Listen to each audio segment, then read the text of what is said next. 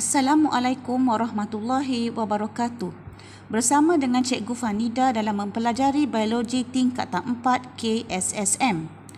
Pada hari ini, Cikgu akan mengupas satu lagi tajuk yang menarik iaitu Bab 10 Pengangkutan dalam Manusia dan Haiwan. Pada akhir pembelajaran, anak-anak dapat menguasai 10.1 jenis sistem peredaran, mewajarkan keperluan sistem pengangkutan dalam organisma multisel kompleks, mengenal pasti bahan yang diangkut oleh sistem pengangkutan iaitu bahan keperluan sel dan bahan buangan sel, mengkonsepsikan jenis sistem peredaran dalam organisma multisel iaitu terbuka dan tertutup, membanding dan membezakan antara sistem peredaran dalam organisma multisel iaitu serangga, ikan, amfibia dan manusia. 10.2 Sistem peredaran manusia.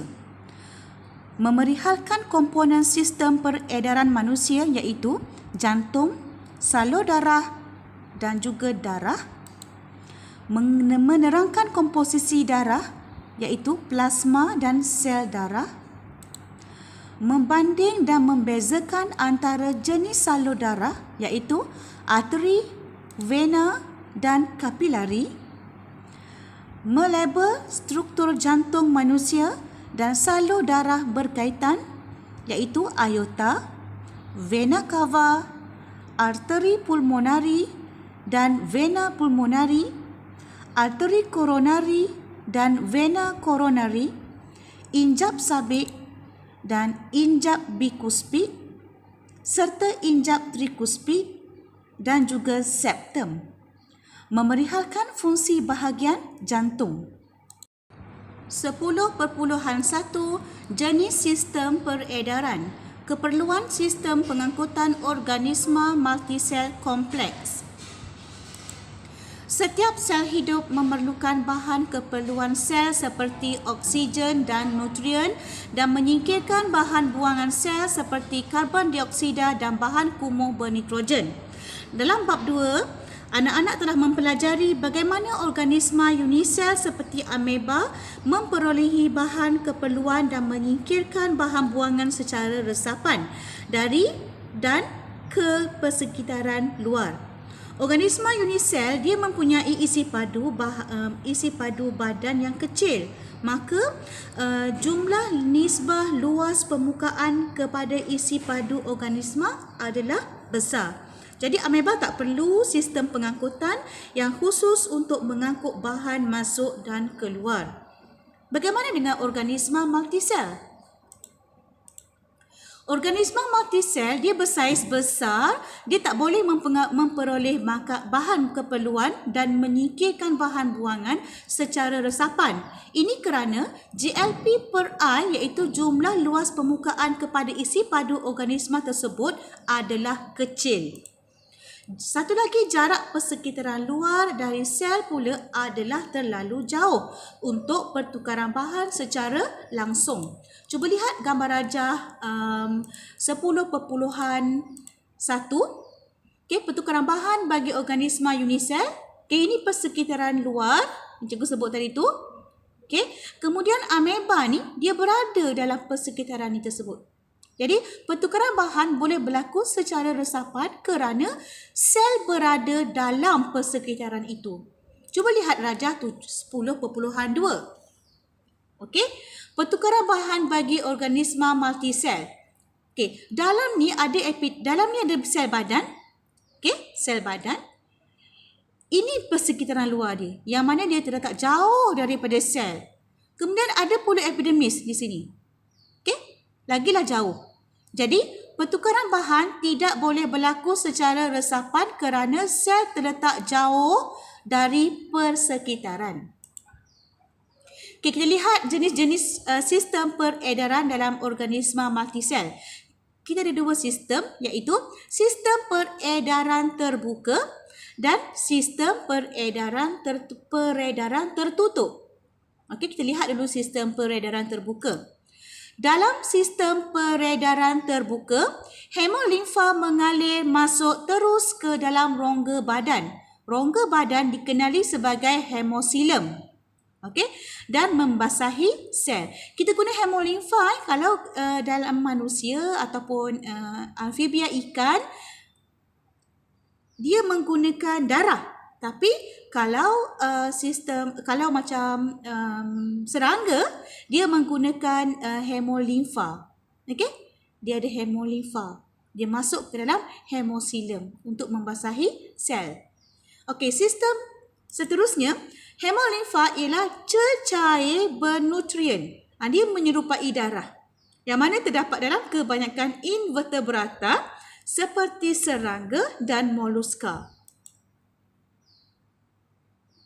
Sistem peredaran tertutup. Dalam sistem peredaran tertutup, darah sentiasa terkandung dalam salur darah secara tertutup dan berterusan dan diedarkan ke seluruh badan. Pertukaran bahan keperluan sel seperti oksigen dan nutrien berlaku merentasi dinding kapilari darah. Okey? Ini dia. Seterusnya, cikgu pergi dulu kepada sistem peredaran terbuka. Okey, kita bincang sistem peredaran serangga. Kita lihat dulu 10.4 ni, Rajah 10.4, sistem peredaran terbuka bagi serangga. Di sini aorta, nanti aku terangkan apa itu aorta. Kemudian jantung, okey, di sini ada jantung. Ada ostrium, okey, ni ada ostrium. Kemudian dia punya rongga ni dikenali sebagai hemosilem. Okey, kemudian ada jantung. Sistem peredaran dalam serangga ialah sistem peredaran terbuka. Ini bermaksud satu atau lebih jantung mengepam hemolimfa melalui salur darah ke dalam hemosilem. Hemolimfa mengalir keluar dari jantung ke dalam hemosilem apabila jantung mengecut.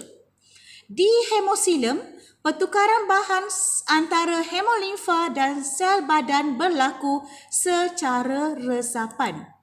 Apabila jantung mengendur, hemolimfa mengalir kembali ke jantung melalui liang seni yang disebut ostrium. Di sini ada liang-liang seni, yang inilah dikenali sebagai ostrium.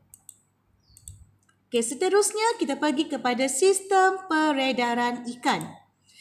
Okey, sistem peredaran ikan ialah sistem peredaran tertutup. Ikan mempunyai dua ruang, iaitu satu atrium dan satu ventricle. Darah yang meninggalkan ventricle akan dipam ke dalam kapilari insang bagi membolehkan pertukaran gas berlaku. Kapilari insang mengalirkan darah ke dalam salur darah yang mengangkut darah beroksigen ke kapilari sistemik. Okay? Kita kenali sebagai kapilari sistemik, yang mana kapilari insang mengalirkan darah beroksigen. Okay? Darah yang beroksigen. Okay, seterusnya, yang ni dia kapilari insang. Di bahagian ini ada percampuran darah sedikit yang warna purple sikit, gelap-gelap ni.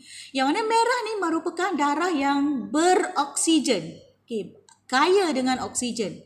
Manakala ini kapilari sistemik, yang warna gelap ni yang sama yang cikgu sebut tadi tu, warna purple tu adalah darah yang bercampur dengan oksigen dan juga karbon dioksida.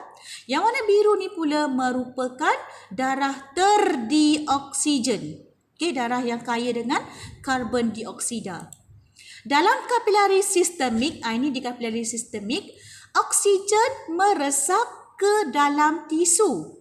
Okay, oksigen yang darah ni bekalkan ni, okay, yang ada banyak oksigen ni, dia akan meresap ke dalam tisu. Manakala karbon dioksida yang dari tisu tadi tu, okay, akan meresap ke dalam kapilari.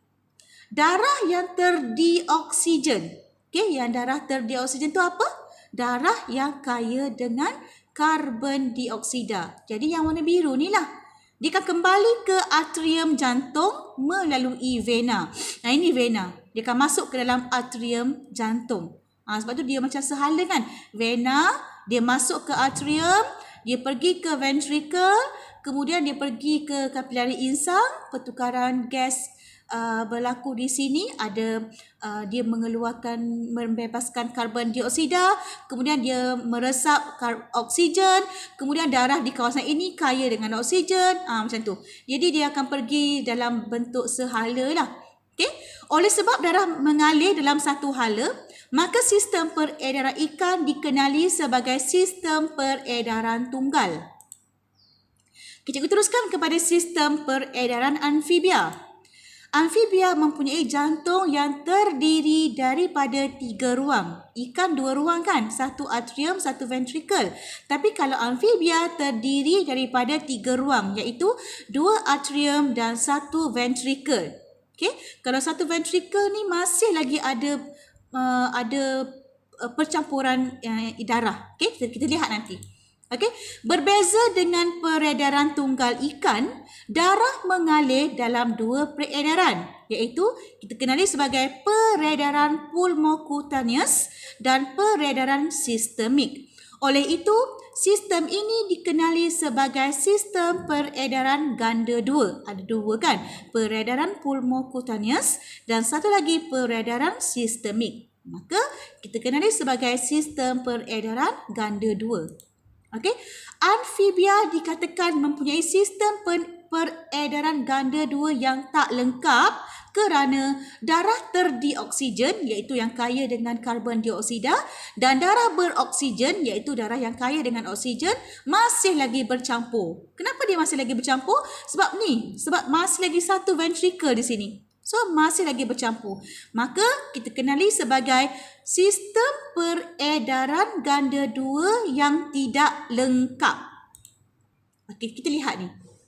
Okey, peredaran pulmokutaneus mengangkut darah ke peparu dan kulit dan pertukaran gas berlaku di sini. Ini dia. Okey. Kemudian, peredaran sistemik mengangkut darah beroksigen ke tisu badan dan mengembalikan darah terdioksigen ke atrium kanan. Okay, dia ada 2 atrium kan? 2 atrium kanan dan atrium kiri. Jadi darah yang terdioksigen akan dikembalikan, okay? Kemudian dia pergi ke atrium kanan melalui vena. Okay, kita lihat gambar rajah ni. Di sini ada 1, 2, 3, 4. Apa yang di nombor 1 ni? Okay, nombor 1 ni, darah terdioksigen dari badan diangkut ke atrium kanan. Ini. Okey, nombor 1 ni, atrium kanan. Kemudian, nombor 2, yang ni nombor 2, darah beroksigen dari paru-paru. Ini dia. Okey, ini dari paru-paru masuk ke dalam atrium kiri melalui vena pulmonari. Kemudian, nombor 3, yang ni dekat ventricle ni, darah dari kedua-dua atrium, maksudnya atrium kiri dan atrium kanan, masuk terus ke dalam ventricle, dalam satu ventricle. Jadi, terdapat sedikit percampuran. Walaupun terdapat sedikit percampuran darah beroksigen dan darah terdioksigen dalam ventricle, namun kebanyakan darah beroksigen kekal dalam kiri ventricle. Dia kekal duduk di bahagian kiri ventricle, manakala darah yang terdioksigen kekal berada di bahagian kanan ventricle. Cuma sikit-sikit saja dia bercampur. Kemudian seterusnya dia yang keempat, ventricle kemudiannya mengepam darah melalui peredaran pulmokutaneus, okey, iaitu paru-paru dan kulit, dan peredaran sistemik. Okey, seterusnya kita pergi kepada sistem peredaran manusia. Masih lagi sistem peredaran tertutup. Okey. Cikgu teruskan. Manusia mempunyai jantung yang terdiri daripada 4 ruang. Tadi 2 ikan, amfibia 3, manusia 4. Jadi 2 atrium, 2 ventricle dan 4 ruang ini terpisah sepenuhnya. Jika terpisah sepenuhnya, mesti darah dia tidak bercampur. Okey, darah yang beroksigen dan juga darah terdioksigen dah takkan bercampur lagi dah. Okey, Jadi manusia mempunyai sistem peredaran ganda 2. Ini bermaksud dalam satu kita peredaran yang lengkap, darah mengalir dalam salur darah menerusi jantung sebanyak 2 kali. Okey, ini sistem peredaran manusia. Oleh kerana terdapat 2 peredaran yang berbeza, manusia dikatakan mempunyai sistem peredaran ganda 2 yang lengkap. Kenapa lengkap? Kerana darah terdioksigen dan darah beroksigen sudah tidak bercampur lagi. Kita pergi dulu kepada peredaran pulmonari. Okey, ini peredaran pulmonari daripada sini sampai sini. Okey? Sampai sini. Jadi darah terdioksigen iaitu darah yang kaya dengan karbon dioksida. Darah terdioksigen diangkut melalui arteri pulmonari. Mana arteri pulmonari? Ini dia, arteri pulmonari. Okey, yang warna biru ni.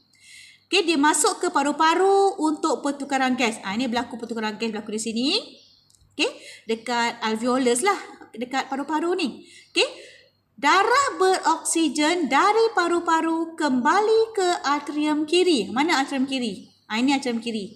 Okey, dia akan mengalir ke ventricle kiri. Dia akan pergi ke ventricle kiri. Yang ini, yang darah yang beroksigen ni akan masuk ke atrium kiri melalui vena pulmonari. Tadi arteri pulmonari Okey, ini vena pulmonari.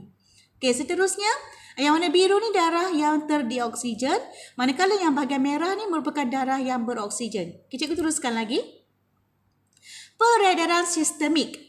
Peredaran sistemik iaitu darah dipam dari jantung ke semua tisu badan melalui aorta. Ini dia salur darah aorta. Salur yang paling besar sekali ni. Okay?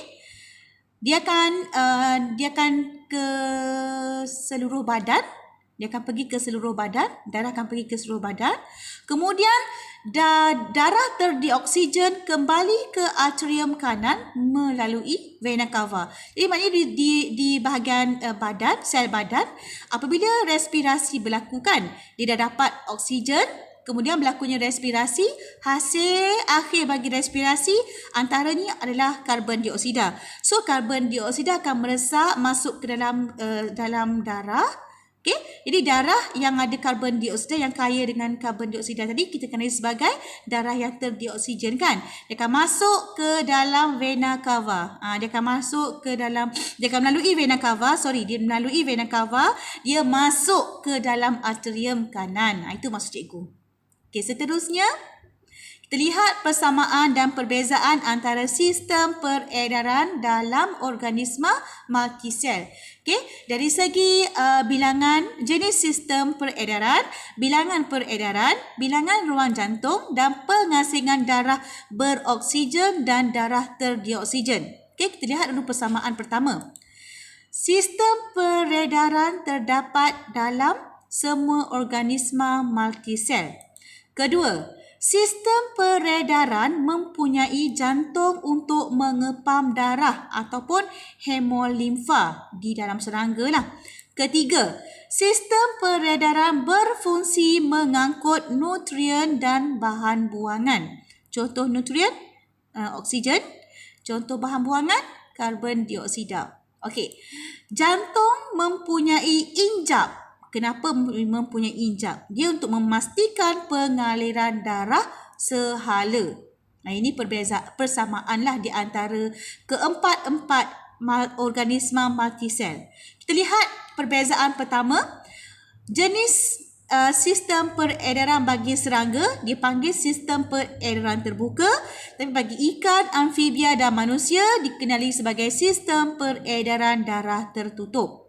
Bilangan peredaran, okey, serangga tiada, ikan tunggal, okey, darah mengalir di dalam salur darah dan melalui jantung sekali sahaja dalam satu peredaran lengkap. Amfibia dan manusia dipanggil ganda 2. Okey, darah mengalir di dalam salur darah dan melalui jantung sebanyak 2 kali dalam satu peredaran lengkap. Okey, sama amfibia dengan manusia. Cuma ikan dipanggil tunggal. Okey, hanya sekali saja dalam satu peredaran lengkap dari pengaliran darah tu. Bilangan ruang jantung jantung terdiri daripada banyak segmen ruang. Ikan ada 2, satu atrium, satu ventricle. Amfibia ada 3, iaitu 2 atrium, satu ventricle. Manakala manusia ada 4, iaitu 2 atrium dan 2 ventricle. Seterusnya, berkenaan dengan pengasingan darah beroksigen, serangga tiadalah. Okey, dia pakai hemolimfa kan? Hemolimfa. Okey, ikan tiada pengasingan darah. Okey. Amfibia tidak lengkap, di mana darah beroksigen bercampur sedikit dengan darah terdioksigen dalam ventricle, kerana ventricle amfibia masih lagi satu. Manakala manusia lengkap, di mana darah beroksigen dan tidak beroksigen dah tak bercampur lagi dah dalam ventricle. Okey, kita pergi kepada praktis formatif 10.1. Nyatakan 2 perbezaan antara sistem peredaran ikan dengan manusia. Nak 2 Okey. Ikan mempunyai sistem peredaran tunggal, manakala manusia mempunyai sistem peredaran ganda 2. Kedua, ikan mempunyai 1 atrium, 1 ventricle, manakala manusia mempunyai 2 atrium, 2 ventricle. Okey, soalan kedua. Terangkan mengapa sistem peredaran darah amfibia dianggap sebagai sistem peredaran darah tertutup dan tidak lengkap. Ini jawapan dia. Darah beroksigen masih bercampur dengan darah terdioksigen. Kenapa? Kerana amfibia mempunyai 1 ventricle yang tidak terbahagi. Okey, soalan ketiga. Cacing pipih merupakan organisma multisel. Okey, namun cacing pipih tidak memerlukan satu sistem pengangkutan yang khusus. Kan cikgu dah cakap tadi kan, kalau organisma multisel, dia perlu ada sistem pengangkutan yang khusus untuk mengangkut bahan masuk dan bahan keluar dari sel. Tapi mengapa cacing pipih tak perlu sistem pengangkutan yang khusus? Nama pun dah cacing pipih. Ini mesti berkaitan dengan bentuk dia. Okey, badan cacing pipih yang berbentuk pipih menyediakan nisbah GLP per I tadi, jumlah luas permukaan kepada isi padu yang besar untuk proses resapan bahan keperluan sel secara cekap. Okey, ia berlaku dengan cekap. Mesti berkaitan dengan bentuk dia. Okey, ini soalan keempat ni. Okey, soalan nombor 4. Terangkan mengapa serangga memerlukan satu sistem berasingan, iaitu sistem trakea untuk mengangkut oksigen. Ini jawapan dia. Sistem peredaran darah terbuka dalam serangga tak dapat mengedarkan oksigen ke sel badan. Oleh itu, untuk menampung aktiviti aktif, ialah serangga memang aktif kan, dia boleh melompat, dia boleh terbang. Jadi serangga memerlukan sistem trakea untuk mengangkut oksigen supaya oksigen dapat maknanya oksigen boleh diedarkan ke seluruh badan dengan cepatlah apabila ada satu sistem yang dikenali sebagai sistem trakea. 10.2 Sistem peredaran manusia. Sistem peredaran manusia mempunyai 3 komponen utama, iaitu darah, di mana darah ni merupakan sejenis tisu penghubung yang terdiri daripada plasma, sel darah dan platelet. Darah bertindak sebagai medium pengangkutan. Kedua, jantung. Jantung berfungsi sebagai pam berotot yang mengedarkan darah ke seluruh badan. Dan yang ketiga, salur darah. Salur darah terdiri daripada arteri, kapilari dan vena yang dihubungkan kepada jantung dan mengangkut darah ke seluruh tisu badan. Okey, kita lihat dulu struktur jantung. Okey. Kita terangkan dulu apa dia jantung. Jantung terletak di antara peparu dalam rongga toraks dan mengandungi 4 ruang, iaitu atrium kiri, atrium kanan, ventrikel kiri dan ventrikel kanan. Ruang di sebelah kiri dipisahkan daripada ruang di sebelah kanan oleh dinding yang berotot yang dikenali sebagai septum. Atrium menerima darah yang kembali ke jantung. Menerima darah yang kembali ke jantung, manakala ventrikel mengepam darah keluar dari jantung. Kita ada atrium kanan dan atrium kiri kan. Jadi dua-dua atrium ni dia menerima darah untuk kembali ke jantung. Okey, seterusnya ventrikel pula mempunyai dinding yang tebal dan mengecut lebih kuat daripada atrium. Okey, dia mengecut lebih kuat daripada atrium. Dinding berotot di sebelah kiri adalah lebih tebal daripada dinding berotot di sebelah kanan. Okey, maknanya dinding berotot ventrikel yang sebelah kiri itu lebih tebal, yang belah kanan tu nipis. Ini kerana ventrikel kiri perlu menjana tekanan yang lebih besar untuk mengepam darah keluar dari aorta ke seluruh badan. Manakala ventrikel kanan hanya perlu mengepam darah ke paru-paru. Jadi maksudnya, kenapa ventrikel kiri adalah lebih tebal? Jawapan dia kerana ventrikel kiri perlu mengepam darah keluar daripada jantung, melalui aorta ke seluruh badan. So dia perlu otot yang tebal. Manakala yang ventrikel kanan pula hanya mengepam darah ke paru-paru. So dinding dia tidak tebal sangat. Tidak tebal sangat. Seterusnya kita lihat struktur jantung. Ini dia struktur jantung.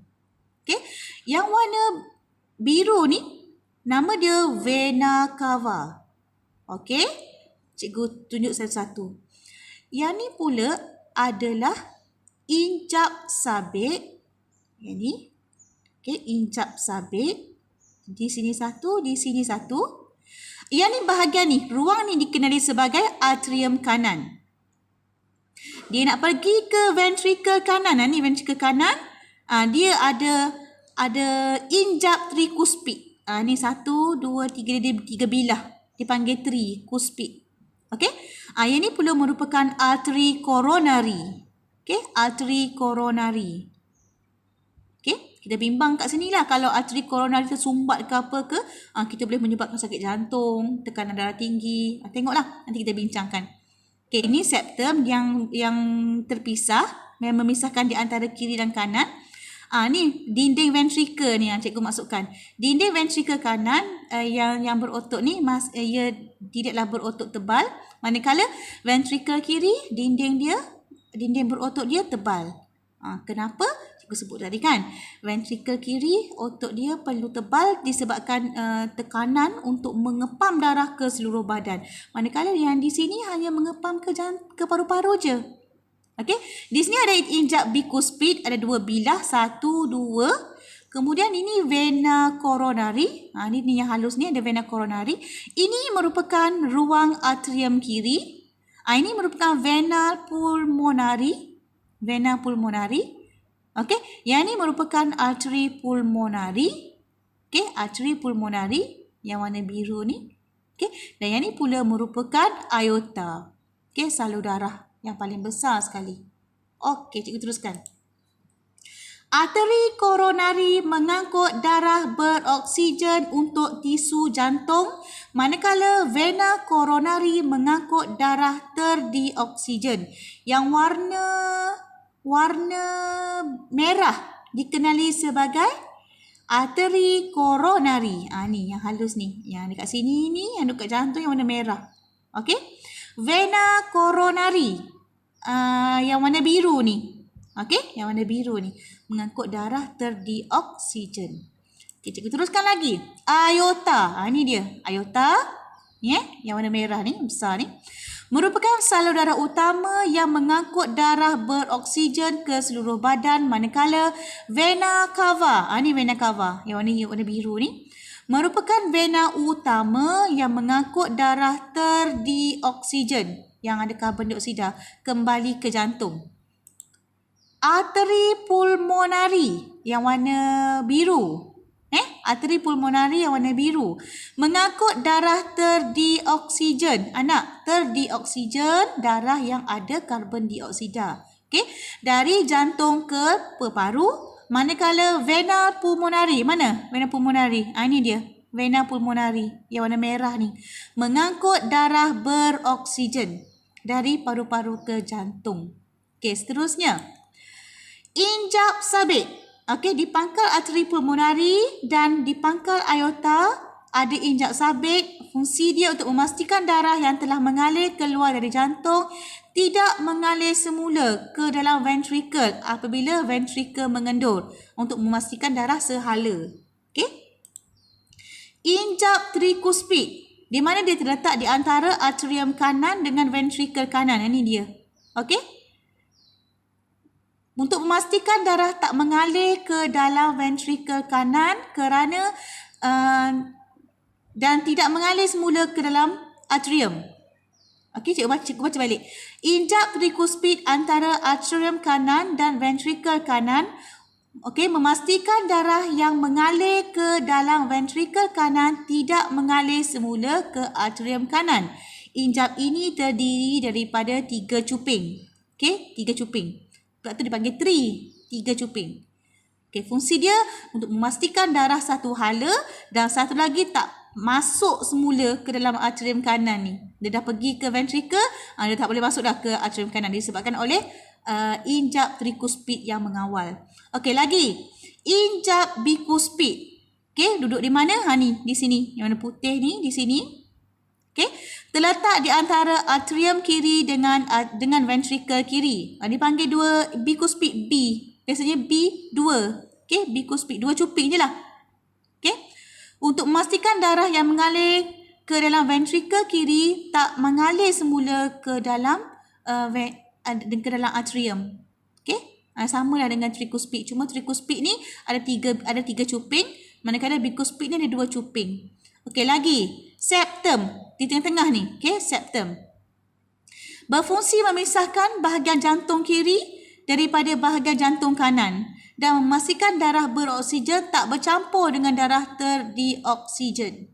Yang bahagian sini ni, atrium kanan ni, okey, darah yang terdioksigen.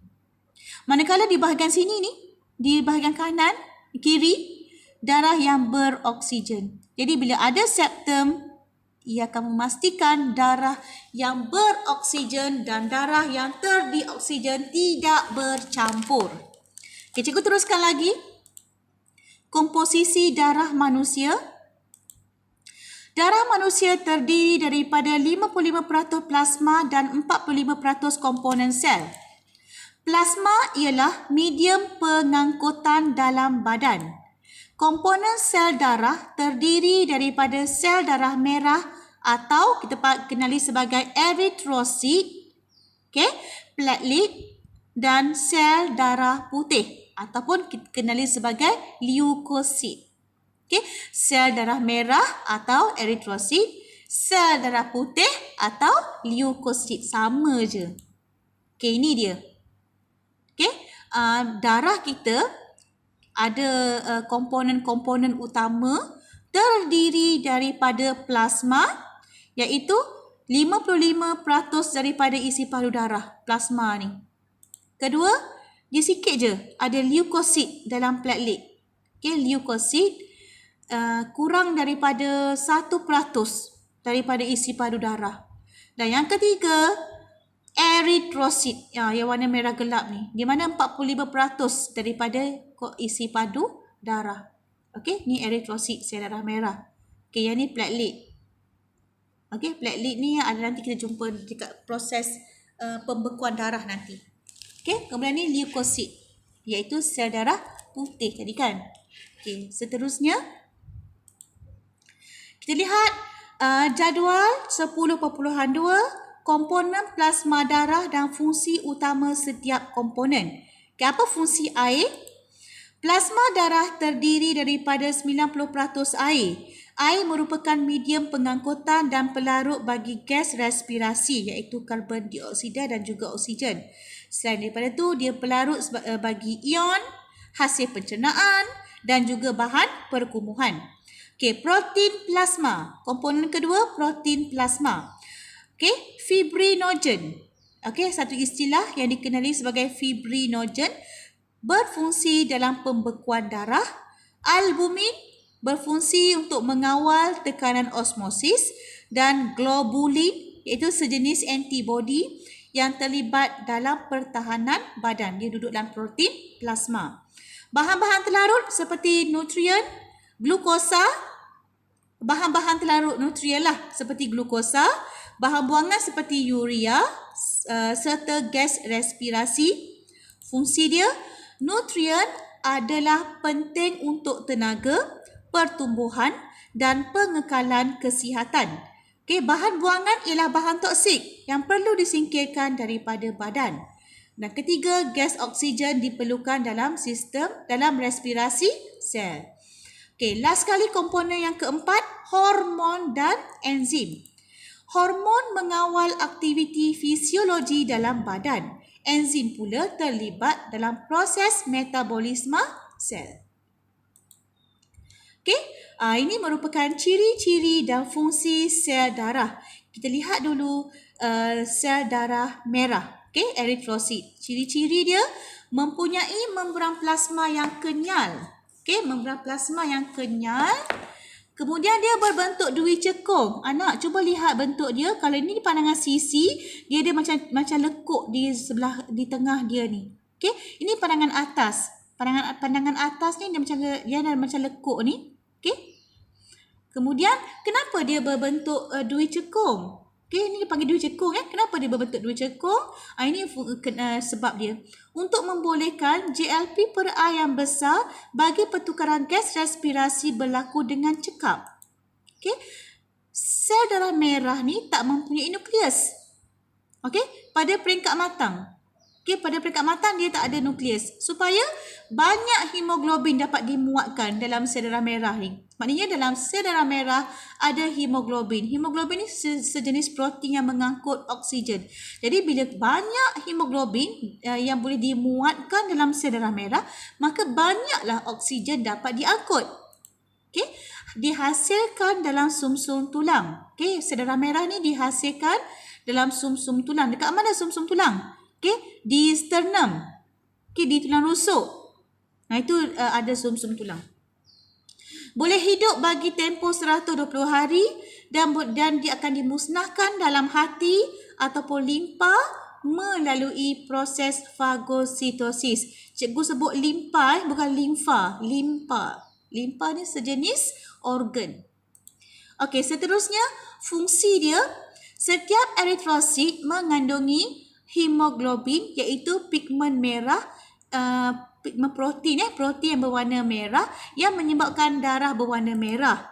Hemoglobin mengandungi kumpulan hem. Apa maksud kumpulan hem ni? Kumpulan hem mengandungi atom ferrum yang merupakan tapak penggabungan oksigen.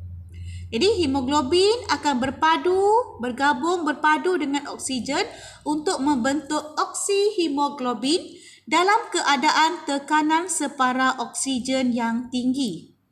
Oksihemoglobin akan membebaskan oksigen di tisu atau sel apabila tekanan separa oksigen adalah rendah.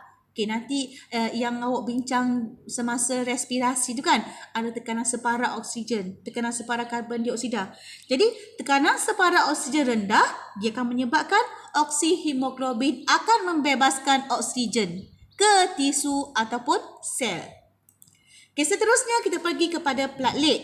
Okey, platelet terhasil daripada serpihan ataupun cebisan sitoplasma sel yang berasal daripada sumsum tulang. Ini platelet. Okey, fungsi dia, sebelum tu, tempoh hayat platelet kurang daripada seminggu. Okey, fungsi dia terlibat dalam proses pembekuan darah. Okey, terlibat dalam proses pembekuan darah. Yang ketiga, leukosit iaitu sel darah putih. Okey, ciri dan fungsi dia berbentuk tidak tetap dan berubah-ubah. Okey, mempunyai nukleus. Sel darah merah tak ada nukleus kan? Okey, sel darah putih ada nukleus. Tidak mempunyai hemoglobin. Dihasilkan dalam sumsum tulang. Tempoh hayat kurang dari 5 hari. Leukosit boleh meresap keluar dari liang kapilari dan melawan patogen dalam bendalai tisu. Terbahagi kepada dua jenis iaitu granulosit, iaitu dia ada bergranul, dan agranulosit yang tidak bergranul. Okey? Granulosit termasuklah neutrofil, eosinofil dan basofil. Manakala agranulosit termasuklah limfosit dan monosit. Tengok dulu granulosit. Okey? Granulosit. Yang pertama neutrofil. Nukleus terdiri daripada 2 hingga 5 cuping. Maksudnya granulosit kan dia bercuping kan? Dia ada 5 cuping. 2 hingga 5 cuping. Okay, fungsi neutrofil menelan sel bakteria dan sel atau tisu yang mati akibat luka secara fagositosis. Okay, dia boleh menghasilkan pseudopodium, okay, iaitu kaki palsu. Okay, dia akan melingkari sel yang mati ataupun bakteria, kemudian dia digest lah. Itu dikenal sebagai fagositosis. Kedua, eosinofil. Eosinofil, nukleus terdiri daripada 2 cuping. Memanglah granulosit memang ada cuping kan. Okay? Membebaskan enzim yang melawan keradangan dan tindak balas alergik. Okay? Ini eosinofil. Basofil. Bilangan basofil paling rendah dalam darah. Dia mengandungi heparin untuk mencegah pembekuan darah. Okey, dia ada heparin. Sikit sangat basofil. Bahaya kalau basofil banyak-banyak. Dia akan menyebabkan heparin yang banyak, maka darah kita cair lah. Okey, bahaya kalau darah cair. Pekat pun bahaya juga. Jadi sebab itulah basofil ni dia ada sikit je. Okey, basofil yang mengandungi heparin. Okey, seterusnya granulosit tak ada granul. Kita tak ada cuping. Okey.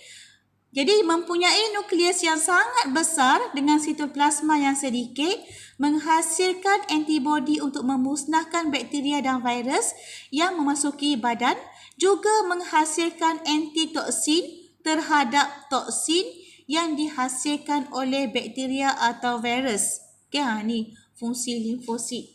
Okey, antibodi ni menghasilkan antibodi. Monosit pula leukosit yang paling besar. Tadi limfosit yang besarnya nukleus. Monosit ialah leukosit yang paling besar. Nukleus dia berbentuk bujur. Okay, fungsi dia menelan bakteria ataupun sel mati secara fagositosis. Okay, cikgu teruskan lagi kepada salur darah manusia. Okay, ada 2 salur darah, 3 salur darah. Ini arteri. Okey, yang ni vena, yang ni kapilari. Okey? Ini kapilari. Darah ni anak panah warna kuning ni dalam arteri ni, maksudnya darah masuklah dalam arteri. Darah masuk dalam arteri. Kemudian yang warna kuning ni yang dekat bahagian warna biru ni keluar daripada vena. Itu maksud dia keluar daripada vena. Okey, seterusnya kita lihat hubungan antara arteri, kapilari dan vena. Okay? Arteri ialah salur darah yang mengangkut darah keluar dari jantung. Fungsi arteri adalah untuk mengangkut darah dengan cepat pada tekanan yang tinggi ke tisu. Okay? Darah dalam arteri mengalami tekanan tinggi kerana tindakan mengepam jantung. Aorta ialah arteri utama yang meninggalkan jantung. Arteri mengembang apabila menerima darah yang keluar dari jantung. Jadi dinding arteri yang kenyal menghalang arteri daripada pecah akibat darah bertekanan tinggi yang mengalir melaluinya. Arteri bercabang menjadi salur kecil yang disebut arteriol. Apabila sampai ke tisu badan, arteriol terus bercabang dan berakhir dengan kapilari. Himpunan kapilari disebut jaringan kapilari. Okey, arteri, aorta, arterio. Ini merupakan arteri. Okey, seterusnya kapilari darah. Kapilari darah ialah salur darah yang berdinding nipis, hanya setebal satu sel. Bermakna proses resapan boleh berlaku dengan cekap di situ.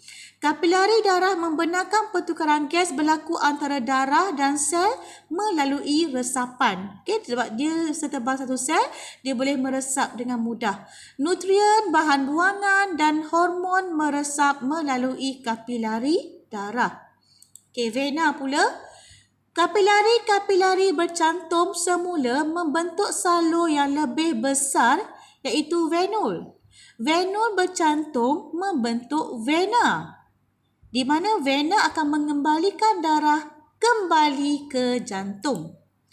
Vena cava ialah vena utama yang membawa darah terdioksigen, darah yang kaya dengan karbon dioksida, kembali ke jantung. Perbezaan antara kapilari, arteri dan vena kita akan lihat dalam jadual 10.4 nanti. Ini dia. Perbezaan antara arteri, kapilari dan vena. Okay, kita ada ada 4 ciri. Kita lihat dari segi dinding, lumen, injap, tekanan darah dan juga arah aliran darah. Tengok arteri, dinding tebal, berotot dan kenyal. Sebab itulah cikgu cakap tadi kan, sebab dia di jantung kan, dia mengepam darah.